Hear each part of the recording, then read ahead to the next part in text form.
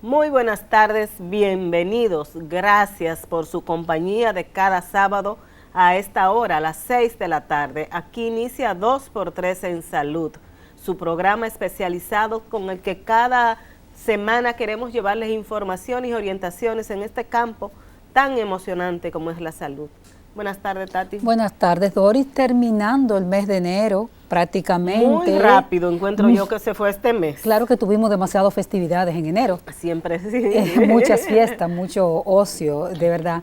Y preparándonos ya para entrar al mes del corazón. Sí. Febrero es el mes del corazón, el mes del amor y el mes de muchas cosas más. Pero sobre todo, usted todavía está a tiempo de hacer su buena revisión a la salud para comenzar un año de mucho trabajo, de mucha lucha, Doris, porque la COVID-19 o el COVID-19, como usted le quiera llamar, sigue gravitando entre nosotros, dice la Organización Mundial de la Salud, que queda todavía un buen trecho. Claro. Tal vez el 2022 sea la enfermedad, dicen ellos, de cierta estabilidad. De toda manera hay que ver el comportamiento de las diferentes variantes de un virus que muta miles y miles de veces cada día. Del que se sabe todavía poco, vamos con todo y tener 2 años. Pero retomando el tema del mes del corazón, como tú dices, el mes de la prevención, lo ideal sería que cada año, cada dominicano empiece haciéndose una revisión. Un chequeo preventivo. Pero, ¿cuán costoso resulta en nuestro país hacer medicina preventiva? Bueno, porque eso nunca ha sido priorizado por el sistema. Nunca se priorizó y lamentablemente tú te vas a hacer un chequeo y tú tienes que cubrir todos los costos. Y cada médico que tú vas te manda a hacer diferentes estudios. A eso súmale las analíticas, que no todo tiene cobertura, lamentablemente, de la seguridad social.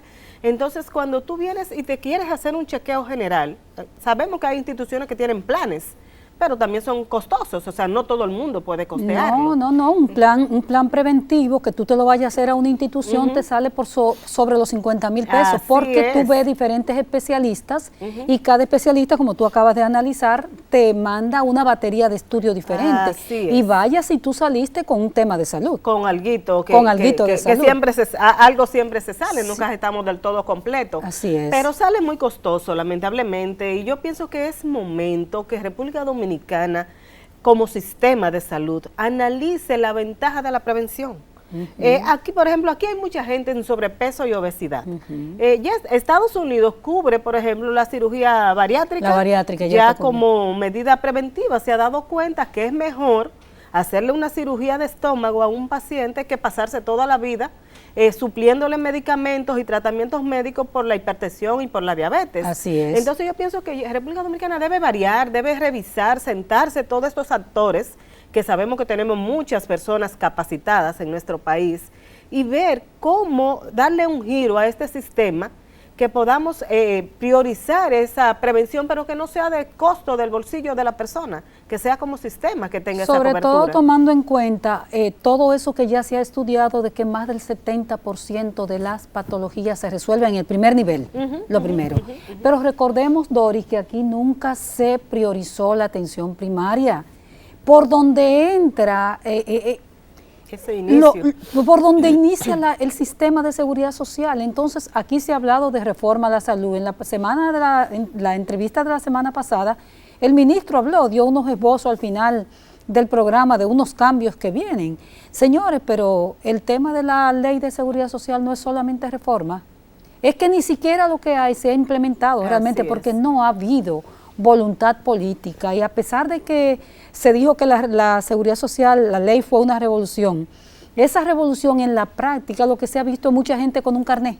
Así es, y que no es lo que tú dices, muchas cosas prioritarias que tenía esa ley quedaron de lado. Entonces tenemos años escuchando que hay que reformar la ley de seguridad social, que hay que cambiarla, pero no vemos como en el fondo que se quiera aplicar o cambiar esos aspectos fundamentales que van en beneficio de la salud de la gente. Así es, y en el día de hoy, a propósito de esta intervención y de estos comentarios nuestros sobre de una atención primaria fuerte, un primer nivel de atención robusto, Hoy nosotros vamos a hablar de la necesidad de revisar la salud y vamos a ver ese sistema tan importante que es el cardiovascular, con una invitada que vamos a tener después de estos mensajes comerciales. Así que quédese ahí, nosotras volvemos ahora.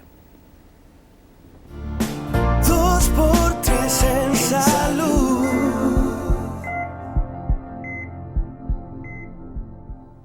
Gracias por continuar con el desarrollo de 2x3 en Salud, su programa justamente especializado en todos estos temas de salud. Hoy tenemos el placer de tener con nosotros a un especialista en salud cardiovascular, con quien nos orientaremos sobre todo la necesidad de revisar nuestra salud a principio de año. Es la doctora Haley Moya, del Plan Preventivo, un plan que es pionero en la República Dominicana, que tiene el Centro de Diagnóstico y Medicina Avanzada, CEDIMAT, para no hacer el nombre tan largo. Muy buenas tardes, doctora, ¿cómo está usted? Buenas tardes. Bienvenida. Gracias, es un placer para mí poder compartir este espacio con ustedes. Aprovecho la oportunidad para agradecerle la invitación a este prestigioso espacio. Muchas gracias, doctora. Usted es bastante joven, su formación, cuéntenos un poquito. Usted es cardióloga, ¿dónde se formó? ¿Aquí en el país, fuera del país? ¿Cuál es su trayectoria? Así es, mi nombre es Haley Moya, soy cardióloga intervencionista. Mi formación ha sido híbrida, me formé como cardióloga en la ciudad de La Habana. Usted primero se forma aquí en el país como médica, ¿verdad? Como médica, Aquí. Yo soy egresada del Instituto Tecnológico de Santo Domingo, INTEC, donde me formé como doctora en medicina. Posterior a eso me dirijo a la ciudad de La Habana, donde cursé mis estudios superiores como cardióloga en el Hospital Clínico Quirúrgico Hermanos Amejeiras. ¿Qué la motivó a ir a La Habana ahí mismo, verdad? Porque como sí, ¿qué la motivó? Yo entiendo que más es las características que compartimos como país. Siempre tuve cierta inclinación por la formación, por la forma como ellos crean sus profesionales y siempre fue una meta, por así decirlo, dirigirme a aquella ciudad. Ya luego regreso al país y me formo como hemodinamista en el convenio que existe entre CEDIMAT, SECANO y la Sociedad Española de Cardiología. Perfecto. Y posterior a esto me dirijo a España a completar mi formación en el Hospital Álvaro Cunqueiro, en Galicia, donde finalmente pude culminar mi alta especialidad. ¿Qué tan importante, doctora, es que las personas se hagan chequeos preventivos para ver cómo está su salud cardiovascular? Es más importante de lo que a veces desconoce la población. Las enfermedades cardiovasculares son la primera causa de muerte a nivel mundial. Esto quiere decir que todos los pacientes, en el caso de los hombres, por encima de 40 años, deben acudir a un chequeo preventivo de cardiología. Esto es siempre y cuando el paciente no tenga un factor de riesgo cardiovascular. Se entiende como factor de riesgo cardiovascular cualquier condición que te predispone a sufrir una enfermedad cardiovascular. En los hombres se estima que a partir de los 40, si usted no tiene un padre, algún abuelo, algún hermano que tiene historia de enfermedad cardiovascular. Cuando hablamos de enfermedad cardiovascular, hipertensión.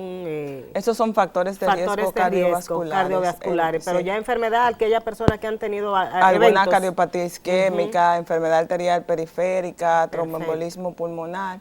Entonces es muy importante. En las mujeres ya esto se prolonga un poquito más. Se habla de que pueden comenzar a hacer su primer chequeo cardiovascular a partir de los 45 años. ¿Esto por qué? Porque nosotros no entramos ahí. Todavía. Porque tenemos cierta protección hormonal. A partir de esa edad, ya en la menopausia, vamos perdiendo esa protección. Entonces es cuando decimos que la mujer debe acudir. Eso es igual si no existe un factor de riesgo cardiovascular. No es que hay una edad estandarizada para eso, pero las grandes sociedades de cardiología sí lo han estimado. Y factores como, por ejemplo, soy una mujer con 35 años, pero fumo 5 o 6 cigarros al día. tomo bastante alcohol. ¿Esos son factores de riesgo que me predisponen a cardiopatías también? Es cierto, tanto fumar como el consumo de alcohol predispone a lo que son las enfermedades cardiovasculares. Se ha visto que hay un incremento, por ejemplo, en el caso de embolismos en los pacientes que fuman, a esto se le añaden enfermedades pulmonares, y igual con el alcohol, que tiene un efecto deleterio sobre el corazón, provoca cierta toxicidad que nos puede predisponer a forma temprana de presentar alguna condición cardiológica que dañe nuestra salud cardiovascular. ¿Qué implica, doctora? ¿En qué consiste un chequeo preventivo del corazón? Mira, el chequeo preventivo del corazón es un chequeo que se hace de forma rutinaria.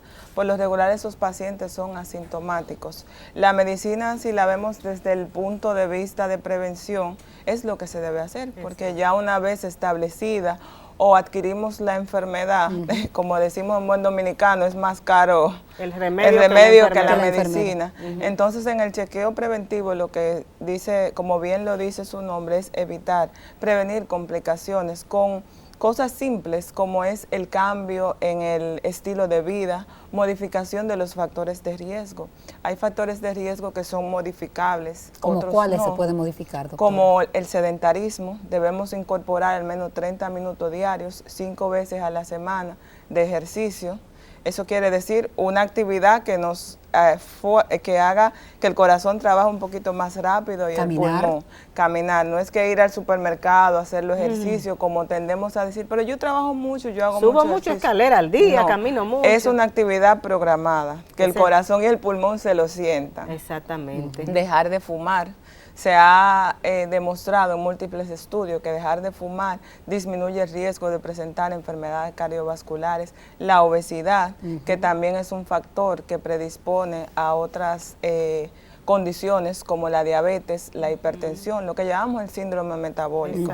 Entonces esos son factores en los que podemos incidir y modificarlos. Existen otros que no son modificables, como la genética, por ejemplo. Que permea bastante la genética, ¿verdad? Perfecto, sí. Exacto. Sí, Doctora, quería preguntarle, perdóname, Doris, usted ha tenido la oportunidad de formarse en 2 países con ideología y forma de ser diferentes, y que quería saber cómo andan las estadísticas en 2 países de ese tipo, por ejemplo, como Cuba en materia cardiovascular y España. ¿Cuáles factores de riesgo usted en su formación vio ahí? ¿Qué vio en España? ¿Hay una tendencia a la obesidad? ¿Qué vio? ¿No puede hacer la comparación de esos 2 países donde usted se formó? Sí, si bien es cierto que a nivel mundial compartimos, o más bien las enfermedades cardiovasculares comparten factores de riesgo en común, que es lo que se ha demostrado a nivel mundial, sí, a pesar de eso, de que son poblaciones muy diferentes. En el Caribe, por ejemplo, vi más obesidad. Sin embargo, en Europa la tasa de consumo de cigarrillos es mayor, pero son personas que caminan más, que incorporan la dieta mediterránea, que no es igual que en el Caribe, donde comemos mucho cerdo, muchas grasas saturadas. Allí se usa más lo que es el aceite de oliva, el pescado, la dieta mediterránea. Pero no, mucho más. Exacto, pero no dejan de existir los factores de riesgo en común. Pero en edades quizás más avanzadas, en España quizás. En España realmente es el país con la longevidad más alta. O sea, digo yo, pero empiezan a aparecer esas enfermedades cardiovasculares ya a edad más avanzada en Europa, por ejemplo, con relación a nosotros aquí en el Caribe. Entiendo que es un ritmo similar. Similar. Lo que pasa es que son pacientes más longevos, ellos tienen más predisposición a hacer enfermedades crónicas como estenosis aórtica, y eso, y también la disponibilidad de ciertos tratamientos le ayuda a prolongar la vida. Y en el caso de los cubanos, doctora, que tienen un sistema de salud que Doris y yo introducíamos en la parte inicial del programa sobre la necesidad de la atención primaria, que tienen una atención primaria muy buena, en el caso de los cubanos. Entiendo que sí, que la atención primaria es muy buena, y sobre todo una de las cosas que a mí, todos sabemos que es un país con ciertas limitaciones socioculturales, económicas, pero allí impera mucho lo que es la educación a la población. Allá las emergencias se llaman cuerpo de guardia. Y me llamaba mucho la atención que en mis emergencias me llegaban los pacientes y me decían, doctor, estoy teniendo un infarto. Cuando no le hacía el electrocardiograma, efectivamente estaba cursando con esa educación patología, para la salud. pero es el repetir, si le duele el pecho, si tiene dificultad Exactamente, la respiratoria. educación. Aquí, si nos duele el pecho, se lo adjudicamos a que hicimos una fuerza extenuante, a que comimos algo y tuvimos una indigestión. Entonces yo entiendo que tenemos que trabajar mucho en lo que es la educación a la población, crear ese grado de conciencia, de saber identificar los síntomas. No tenemos que llevar a la última clínica, pero sí a un centro. Doctor, y que la gente no vaya y se toma un té. Y se toma un té, sí, se toma un té. exacto, sí. Y se queda tranquila ahí en la casa. Buenísimo el té de guanábana para el dolor, pero no para el dolor del pecho y todas esas cosas. Tenemos una botánica. Doctora, vamos a irnos a una pausa. Cuando regresemos nos vas a decir, cuando una persona llega sin ningún síntoma, por ejemplo un chequeo preventivo a Sedimat, que sabemos que funciona muy bien ese plan preventivo, sí. ¿Cuáles son esos estudios fundamentales que ustedes le hacen a esos pacientes que le permite determinar si tiene algún problema en su corazón? Pero perfecto. Me lo vas a responder ahora. Regresamos en un momentito. 2x3 en salud. Seguimos conversando con la doctora Harley Moya. Ella es cardióloga de Sedimat. Y estamos hablando con ella sobre esa necesidad, la importancia de ese chequeo preventivo que nos permita determinar tempranamente, como dicen los médicos, cualquier situación de salud que vaya a complicarse. Doctora, cuando un paciente que no tiene ningún síntoma, que simplemente quiere hacerse un chequeo, ver cómo está funcionando su salud cardiovascular, llega al departamento de ustedes, ¿cuáles son esos estudios fundamentales que ustedes le mandan a hacer? Pues muy bien, en Sedimat, como todos sabemos, se ha establecido el programa de prevención primaria o el plan ejecutivo de salud. En las últimas décadas estos planes se han incorporado en sobremanera a nivel mundial y lo que esto persigue es el chequeo en un tiempo corto, o sea, en 4 horas a este paciente se evalúa, se le hace sus pruebas cardiológicas y luego de esto, en una semana, se le entregan los resultados sobre este plan. Esto consiste en una estratificación de riesgo cardiovascular. El riesgo que usted tiene a 10 años de padecer un evento, por lo regular son pacientes sanos, porque como bien lo dice su nombre, es un plan preventivo. De salud. Ahí hacemos las analíticas de rigor, como el hemograma, el perfil lipídico. Tenemos analíticas, por ejemplo, en el tema del colesterol, que no se hace en este país, como el lipoprofile, que lo que nos permite es poder identificar los pacientes de mayor riesgo cardiovascular con alguna alteración en el colesterol, que son pruebas que se mandan fuera del país. Aquí también se les realiza al paciente lo que son las pruebas no invasivas cardiológicas, como la prueba de esfuerzo, que es una prueba, es una banda sin fin, la hacemos como en el gimnasio, la caminadora. Ahí lo que podemos evaluar es la competencia de lo que son las arterias coronarias, tanto de las arterias coronarias como si hay alguna alteración del ritmo, que eso lo interpretamos si aparece alguna alteración en el electrocardiograma, si el paciente presenta clínicas, que como bien decía Doris, son pacientes que muchas veces están asintomáticos, pero no es lo mismo cuando el corazón está en reposo a cuando usted lo somete a un estrés. Claro. Se supone que si usted aumenta la carga de trabajo, el corazón debe responder sin ninguna alteración, eso es en un corazón sano. Ya si hay alguna patología, puede salir ahí. Otra prueba muy importante que se hace es el ecocardiograma, donde podemos ver el corazón de forma estructural, si hay alguna alteración en sus válvulas, en el músculo, si hay algún trastorno de lo que es la contractilidad cardíaca. También se hacen ultrasonidos, como es el ultrasonido de tiroides. Se ha demostrado una gran incidencia de patologías del tiroides en pacientes que se someten a lo que es la realización del plan ejecutivo, que es una parte muy importante, y otras sonografías que pueden poner en evidencia patologías silentes, patologías que el paciente ni imagina que tiene. Como cáncer, por ejemplo. Como cáncer, por ejemplo. Dentro del protocolo hay una amplia gama de especialistas, están los gastroenterólogos, los endocrinólogos, que, por ejemplo, con el uso de la endoscopía, de la colonoscopía, podemos establecer un diagnóstico temprano de cualquier patología. Y en la casuística, doctora, que manejan ustedes, ese plan tiene cerca de 20 años me parece, sí. En la casuística que manejan, ¿han tenido, por ejemplo, pacientes que llegan aparentemente bien y después se convierten prácticamente o ya han sido una bomba de tiempo en materia patológica? Es así, y lo peor de todo esto, digo lo peor porque a cierto punto es triste, son pacientes con enfermedad muy avanzada, que muchas veces no han tenido ningún síntoma, pero usted le pregunta, ¿usted se ha tomado la presión? Hace mucho. ¿Qué es mucho? No, hace como 10 años. ¿Y a usted le ha dolido el pecho? No, pero yo me estaba cansando un poquito, ya yo no trabajo como antes y me he mejorado.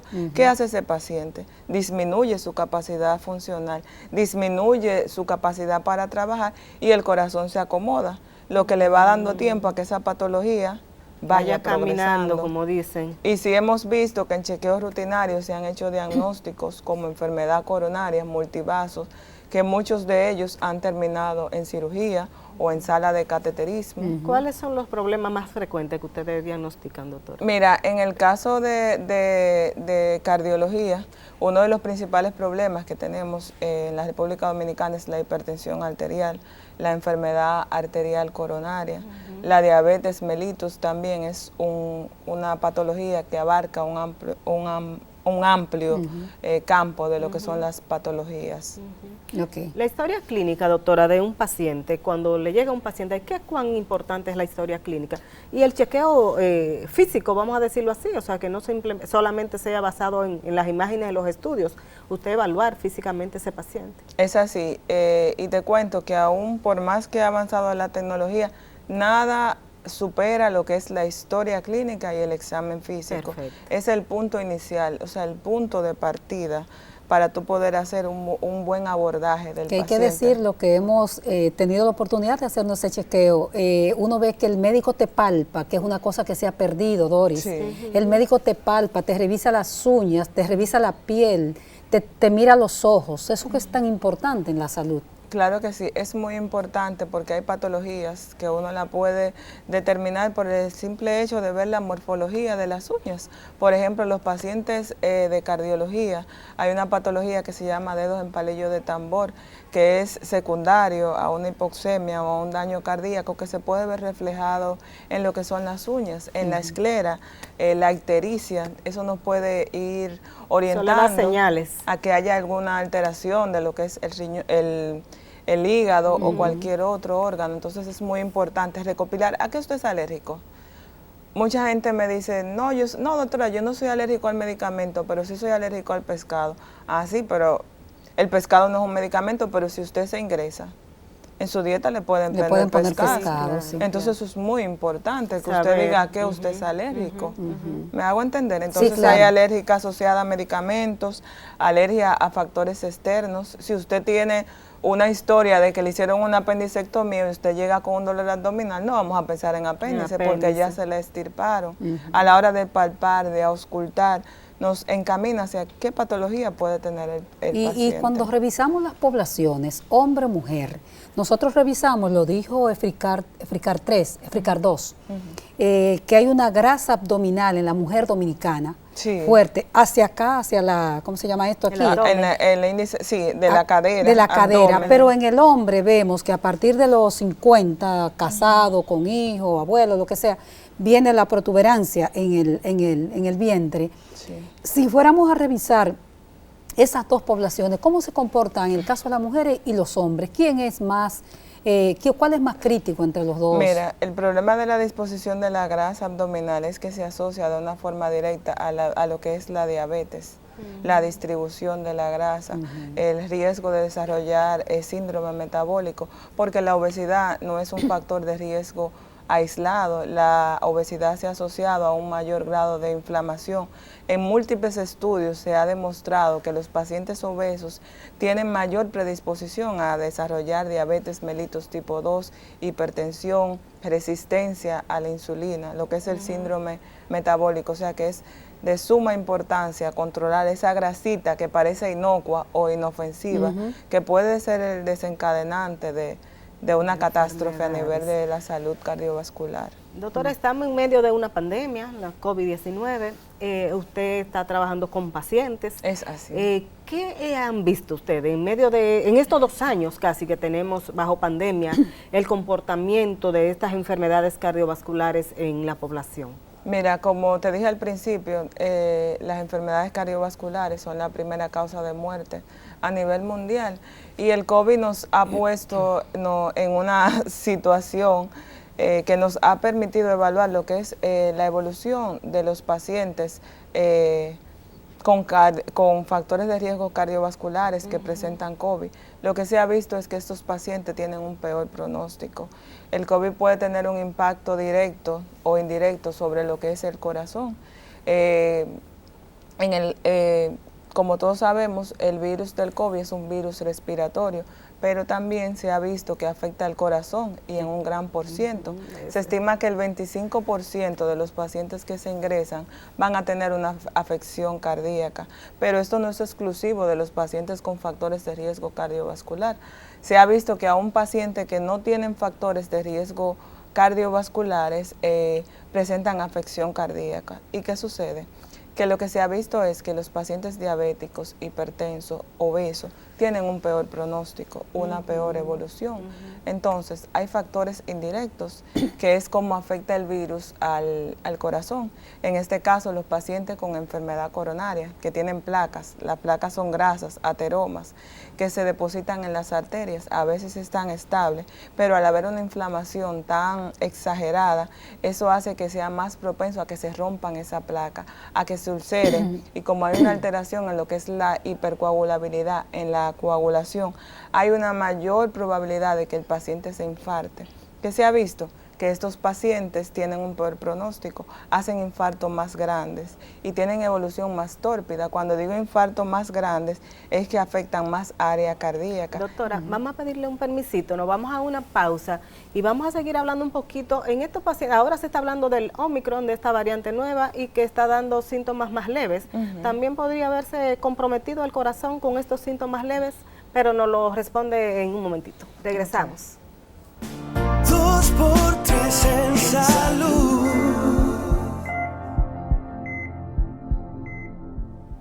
Continuamos esta conversación con la cardióloga Harley Moya de Sedimat, del Plan Preventivo de Sedimat. Doris dejaba la pregunta en stand-by sobre esta variante Omicron que está invistiendo al mundo hoy día y que parece ser más leve. ¿Se ha determinado algún comportamiento de ella que puede durar entre 5, 7 y hasta 10 días, el impacto en la economía humana, pero y en el corazón? ¿Se ha visto algo, doctora? ¿Ya tienen algún estudio? Mira, lo que se ha visto más es que hay una tasa mayor de contagio, pero con una menor letalidad. Entiendo que se ha malinterpretado lo que es la nueva variante, el hecho de que se compliquen menos los pacientes. No debemos bajar la guardia. Debemos seguir como al principio. Claro, ahora no estamos confinados, pero sí manteniendo las medidas de bioseguridad, el lavado continuo de las manos, el uso de mascarilla, tratar de mantener el distanciamiento dentro de lo que sea posible.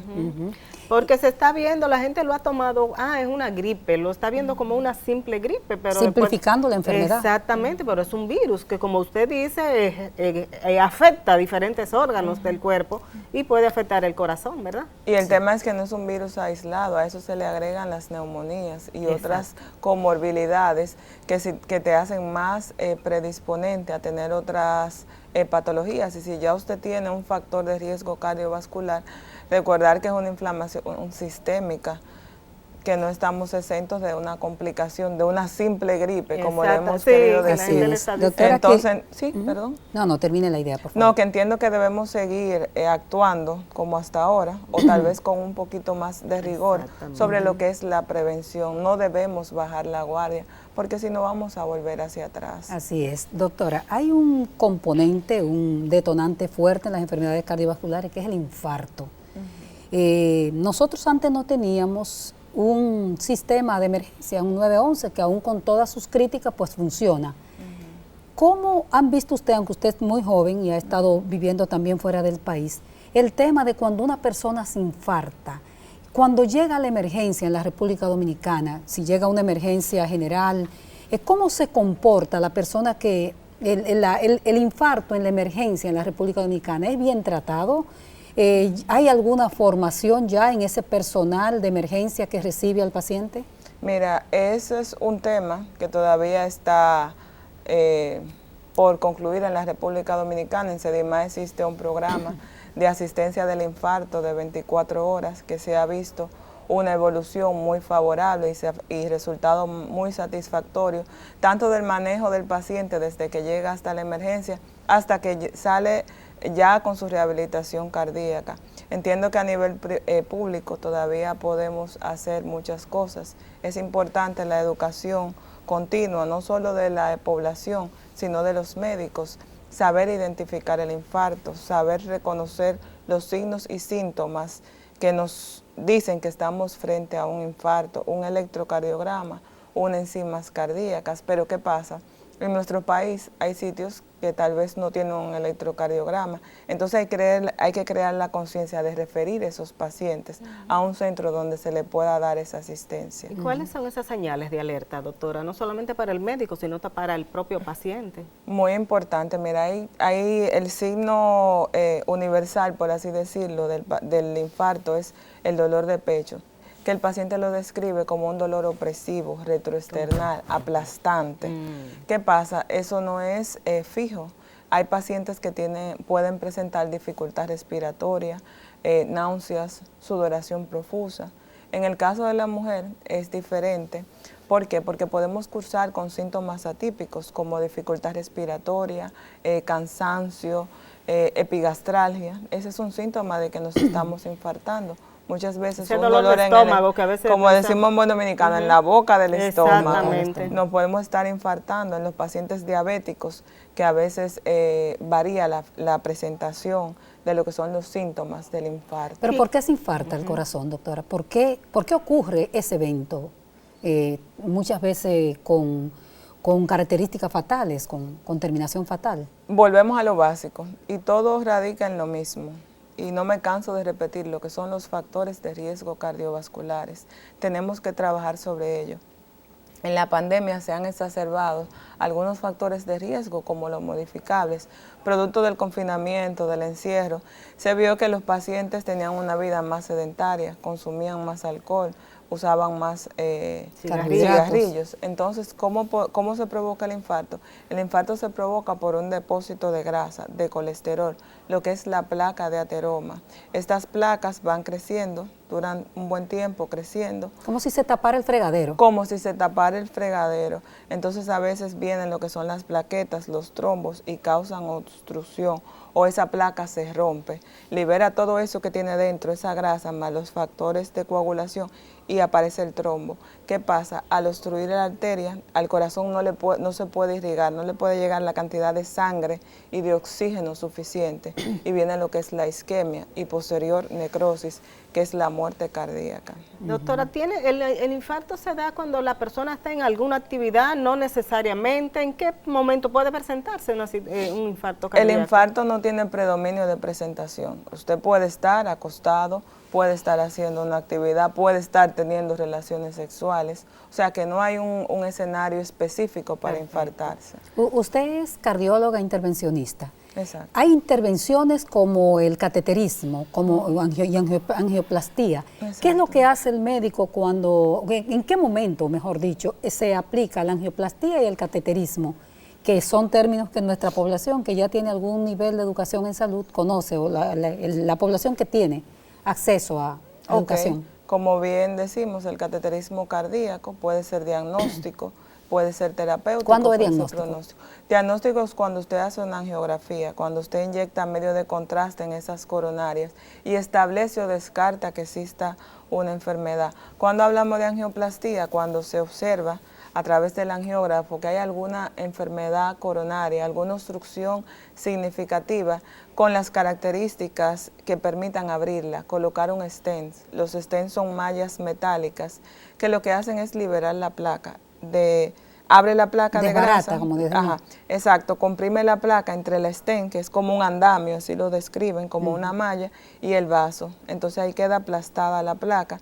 Y ese flujo que era luminal, o sea, lineal, que se veía interrumpido, entonces puede llegar de forma correcta a lo que es... Pero la grasa que estaba ahí, ese montón de grasa que estaba acumulada, ¿se desbarata con el stent? Esa grasa queda comprimida entre el stent y la placa. Bien. Entonces, No eso, pasa, es, no no, sigue eso es lo circulando. que hace es ahí que limita. Es como un la sedazo, placa. un Exacto. sedacito que se le Solamente que por ese sedacito lo deja fijo ahí. Eso es una endoprótesis que se queda para toda la vida, y eso lo ayudamos o lo reforzamos con lo que son los hipolipemiantes, las estatinas. Exacto. ¿Y la calidad de vida? Perdón, Dori.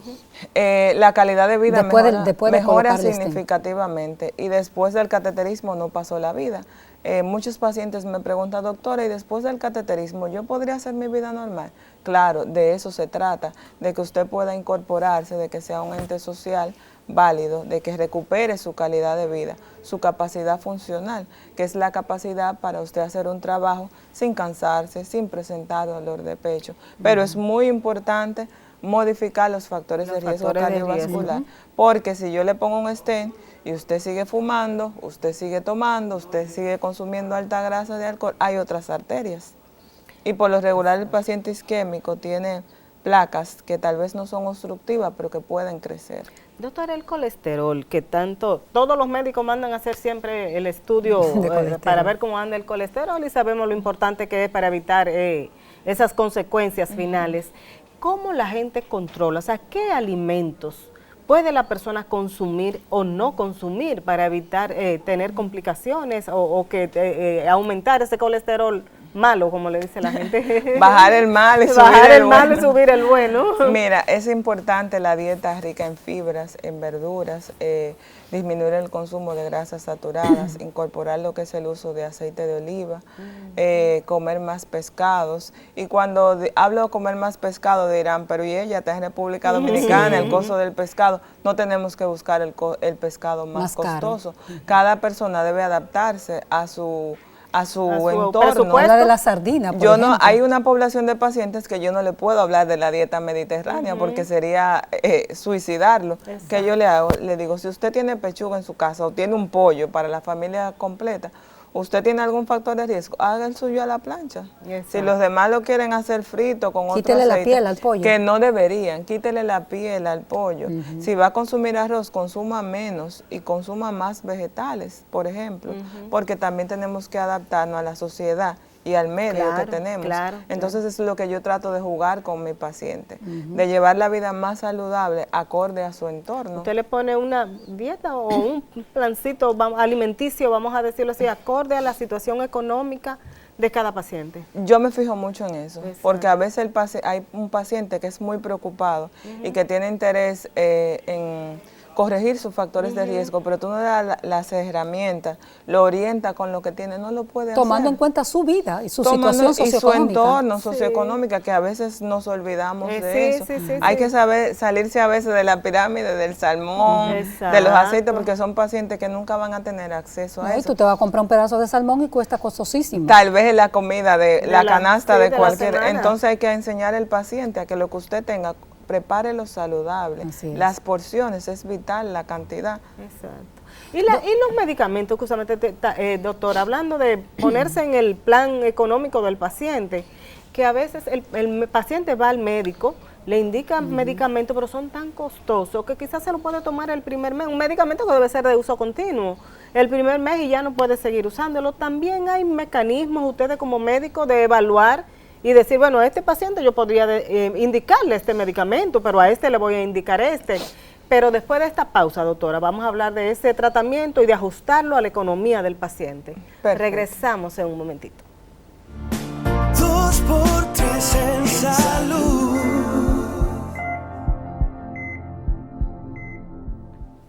Doctora Moya, dejaba a Dori la pregunta sobre los tratamientos. Un paciente que vaya, hay una guía de un tratamiento X determinado, pero el paciente no puede comprar ese medicamento.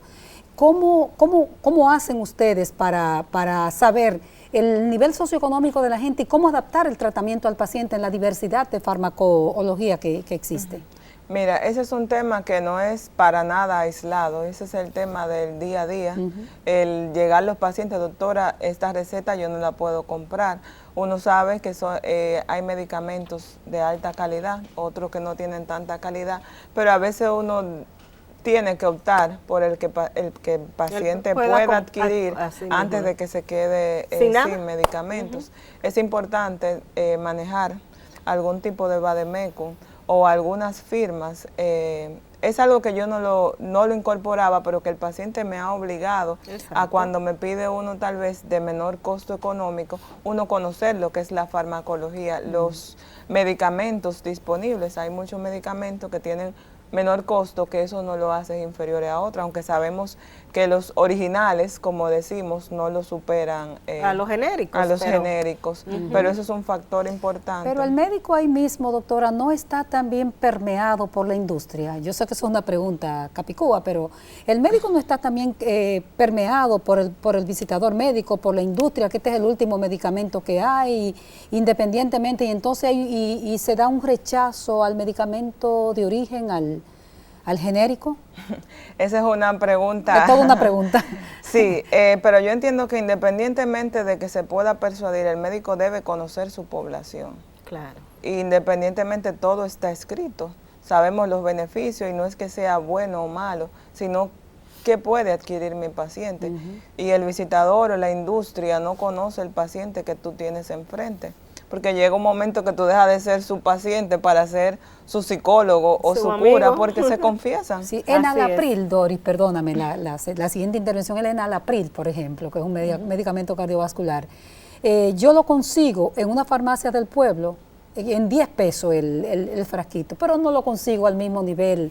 Yo que soy paciente, por ejemplo, bien pobre, no lo consigo igual en una farmacia comercial con otro nombre. Sí, mire, ese es un tema, porque si bien es cierto, los medicamentos, dependiendo de la calidad, también va a depender la evolución del paciente, porque son pacientes que muchas veces se economizan lo que es lo del medicamento, pero pagan más por un ingreso.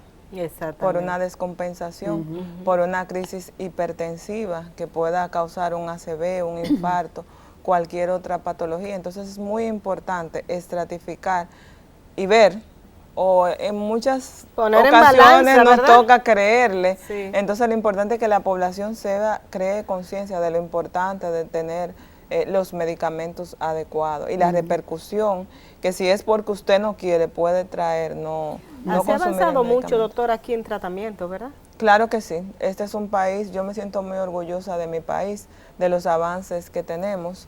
Yo entiendo que estamos con la competitividad para enfrentar cualquier patología, tanto en la preparación del personal médico como en los equipos. Un paísito, como dicen, comparón, que se jacta de muchas cosas. Doctora, yo siempre lo llevo en alto. En todos los lugares que he estado me he sentido muy orgullosa de mi país. Qué bueno. Doctora, ¿cuál es la relación que existe entre corazón-cerebro?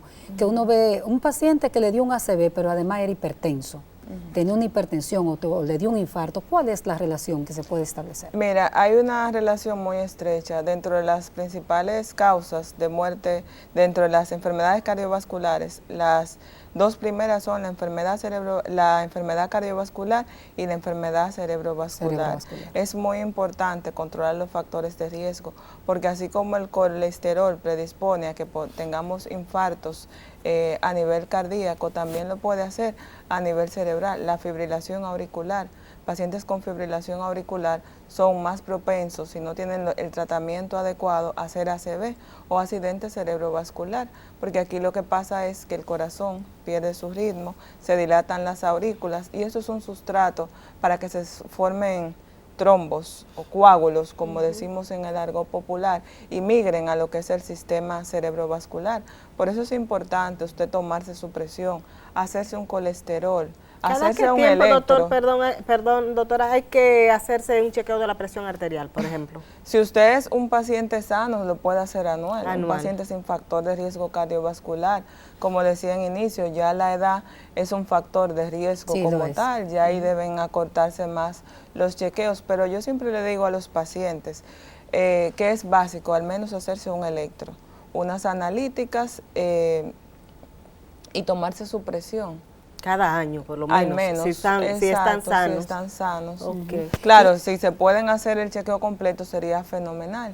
Así es. Y doctora, ya en la parte final del programa, que nos insista un poco a la gente sobre esa importancia de revisar su salud, por qué es que es tan importante y esos tips, digamos, que usted hablaba de caminar, por qué es que hay que caminar, que nos insista ya como parte de la parte educativa del programa. Mira, más que recalcar sobre lo mismo es la importancia que tiene la salud cardiovascular, que nos damos cuenta cuando la perdemos. Muchos pacientes padecen una enfermedad cardiovascular, fallecen y pasó la vida, pero el ser paciente crónico, el paciente que por una secuela de una enfermedad cardiovascular le cambia la le vida cambia la totalmente. vida, o sea, no solo a él, sino a su familia, porque es un paciente que aumentan los costos, las recetas son más altas. Y la OMS ha establecido que el 80% de los infartos o de estos eventos son prevenibles. Entonces, el mensaje para la población, incrementar lo que es la actividad física, caminar al menos 30 minutos al día, durante 5 veces a la semana, modificar nuestro estilo de vida, la alimentación es vital, manejar los colesteroles, la cantidad y el contenido de lo que se consume, el chequeo periódico a su cardiólogo o a su médico de base para que le haga un chequeo y poder identificar de forma oportuna esos factores de riesgo cardiovasculares que pueden culminar con nuestra vida. Y que la mayoría de estas, por ejemplo, el ejercicio físico, el caminar, son cosas, o sea, que no tenemos que invertir en ello, o sea, que...